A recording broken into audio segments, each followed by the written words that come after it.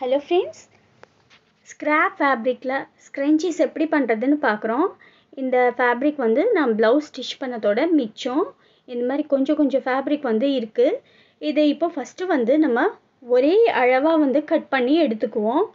நம்ம கிட்ட இருக்கிற fabricல என்ன ஒரே அளவா எந்த ஹைட்டுக்கு வருமோ அந்த ஹைட்டுக்கு வந்து நீங்க கட் பண்ணி எடுத்துட்டு அதை அதுக்கப்புறம் இந்த மாதிரி ஃபுல்லா வந்து ஜாயின் பண்ணிக்கலாம். ஒன் பை ஒன்னாக வந்து ஜாயின் பண்ணிக்கலாம். நீங்கள் ஸ்க்ரன்ச்சீஸ் பண்ணுறப்ப எத்தனை ஜாயின் இருந்தாலும் அந்த ஜாயின் வந்து நமக்கு ஒன்றும் தெரிய போகிறதில்ல. ஸோ நீங்கள் எவ்வளோ வந்தாலும் அந்த ஜாயின் வந்து ஜாயின் பண்ணிவிட்டு இந்த கார்னர் ரெண்டையும் ஒரு தடவை இந்த மாதிரி ஃபோல்டு பண்ணி ஃபஸ்ட்டு வந்து ஸ்டிச் பண்ணிக்கோங்க. ஸ்டிச் பண்ணதும் இதை ரெண்டாக வந்து இப்படி மடித்து ஃபுல்லாக லாங்காக வந்து இதை இப்போது ரிவர்ஸில் வச்சுருக்கேன். உல்ட்டாவில் வச்சு இந்த மாதிரி ஃபுல்லாக வந்து மடித்து தைச்சிருங்க. மடித்து தைச்சிட்டு இப்போ நம்ம இதை ஒரு சேஃப்டி பின் வச்சு நம்ம திருப்ப போகிறோம். பைப்பிங் த்ரெட்டெல்லாம் திருப்புவோம் இல்லையா, அந்த மாதிரி மெத்தடில் இதை ஒரு சேஃப்டி பின் கொடுத்து திருப்ப போகிறோம். சேஃப்டி பின் வச்சு இதை ஈஸியாக வந்து நம்ம திருப்பிட முடியும். இப்போ ரிவர்ஸில் வந்து ஃபுல்லாக வந்து ஸ்டிச் போட்டதும் சேஃப்டி பின் கொடுத்து இப்போ இதை கொஞ்சம் கொஞ்சமாக வந்து நம்ம டர்ன் பண்ணி ஃபுல்லாக வந்து ஃப்ரண்ட்டில் வந்து எடுத்துக்க போகிறோம்.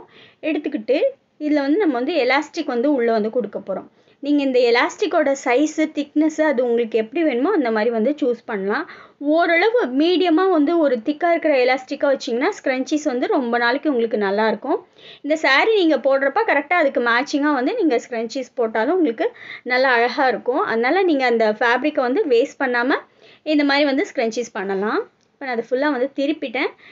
நான் ஓரளவு திக்கான எலாஸ்டிக் தான் வந்து யூஸ் பண்ணியிருக்கேன். எனக்கு எவ்வளோ வந்து லென்த் வேணுமோ அந்த அளவுக்கு கட் பண்ணிவிட்டு இதையும் வந்து சேஃப்டி பின் கொடுத்து உள்ளே வந்து இன்சர்ட் பண்ணுறோம்.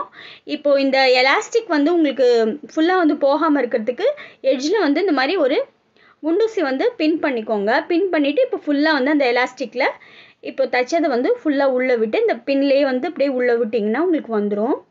வந்ததும் இப்போ நெக்ஸ்ட் வந்து அந்த கார்னரில் வந்து வர எலாஸ்டிக்கையும் இந்த கார்னரில் இருக்கிற எலாஸ்டிக்கையும் ரெண்டையும் எடுத்து நீங்கள் ஜஸ்ட் வந்து ஸ்டிச் பண்ண வேண்டியது தான். ஈஸியாக வந்து நம்மளே வந்து வீட்டில் வந்து ஸ்க்ரன்ச்சீஸ் பண்ணலாம். நீங்கள் ப்ளவுஸை வேறு இடத்துல வந்து தைக்க கொடுத்தீங்கனாலும் அந்த ஸ்க்ராப் ஃபேப்ரிக்கை கொஞ்சம் வந்து கொடுங்கன்னு சொன்னால் கொடுத்துருவாங்க.